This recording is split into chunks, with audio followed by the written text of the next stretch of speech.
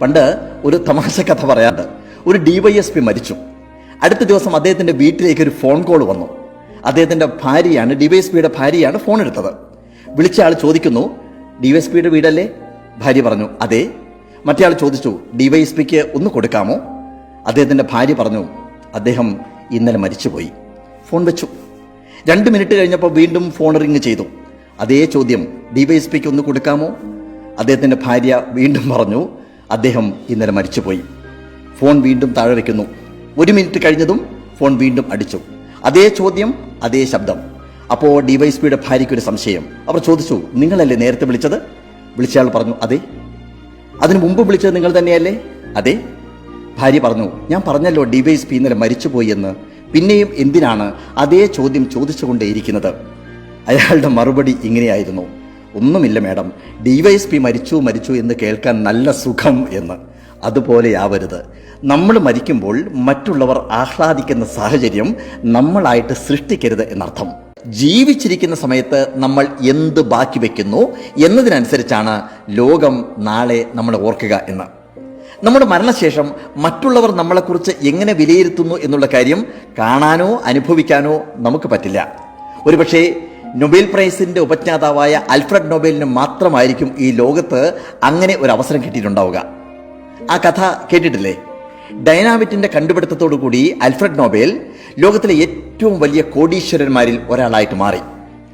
കരിങ്കൽ ഖനികളിൽ പാറ പൊട്ടിക്കാൻ ഉപയോഗിച്ച ഡൈനാമിറ്റ് പിന്നെ കൂട്ടക്കൊലപാതകങ്ങൾക്ക് കാരണമായി. അങ്ങനെയിരിക്കെ ഒരു ദിവസം ആൽഫ്രഡ് നൊബേലിന്റെ സഹോദരനായ ലൂഡ്വിങ് ഹൃദയാഘാതം മൂലം മരണപ്പെട്ടു.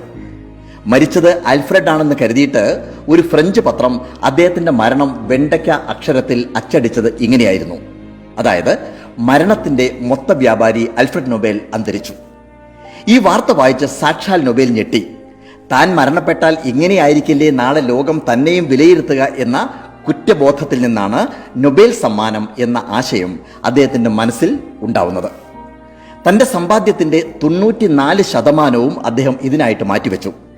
ഏകദേശം 8 കോടിയോളം രൂപയാണ് നൊബേൽ സമ്മാനത്തുക. ഇപ്പോൾ 6 മേഖലകളിൽ എല്ലാ വർഷവും നൊബേൽ സമ്മാനം കൊടുക്കുന്നുണ്ട്. ഇന്ന് ആൽഫ്രഡ് നൊബേൽ അറിയപ്പെടുന്നത് മരണത്തിന്റെ വ്യാപാരി എന്ന പേരിലല്ല, നേരെമറിച്ച് സമാധാനത്തിന് നൊബേൽ പ്രൈസ് ഏർപ്പെടുത്തിയ വ്യക്തി എന്ന പേരിലാണ്.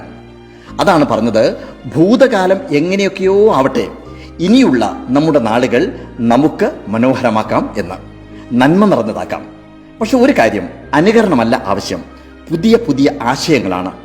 മറ്റുള്ളവർക്ക് അസാധ്യം എന്ന് തോന്നുന്ന ആശയങ്ങളാണ് പുതിയത്. എഡ്മണ്ട് ഹിലരി എന്തുകൊണ്ടാണ് പ്രശസ്തനായത്?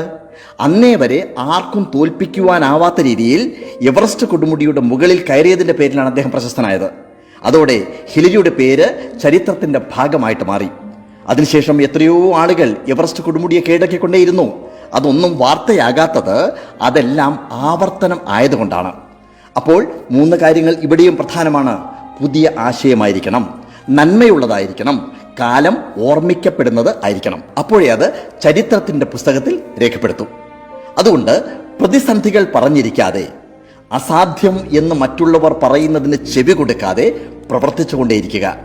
മരിച്ചു പോകുന്നതിന് മുമ്പ് നമ്മൾ ഈ ഭൂമിയിൽ ജീവിച്ചിരുന്നു എന്ന് അടയാളപ്പെടുത്തി പോവുക. നല്ലൊരു ബുക്ക് സജസ്റ്റ് ചെയ്യാം, റോബിൻ ശർമ്മയുടെ who will cry when you dye. ചെറിയൊരു ബുക്കാണ്, എളുപ്പത്തിൽ നമുക്ക് വായിച്ചു പോകാവുന്നൊരു ചെറിയ പുസ്തകം. നിങ്ങൾ മരിക്കുമ്പോൾ ആരാണ് കരയാനുണ്ടാവുക? നമ്മൾ സ്വയം ചോദിക്കേണ്ട ചോദ്യമാണ് അത്. അപ്പോൾ നമുക്ക് യാത്ര തുടങ്ങാം. പുതിയ വഴിയിലൂടെ, സ്നേഹത്തിന്റെ നന്മയുടെ വിത്ത് വിതച്ചുകൊണ്ട്, അതിലൂടെ ചരിത്രം സൃഷ്ടിച്ചുകൊണ്ട്. നമസ്കാരം.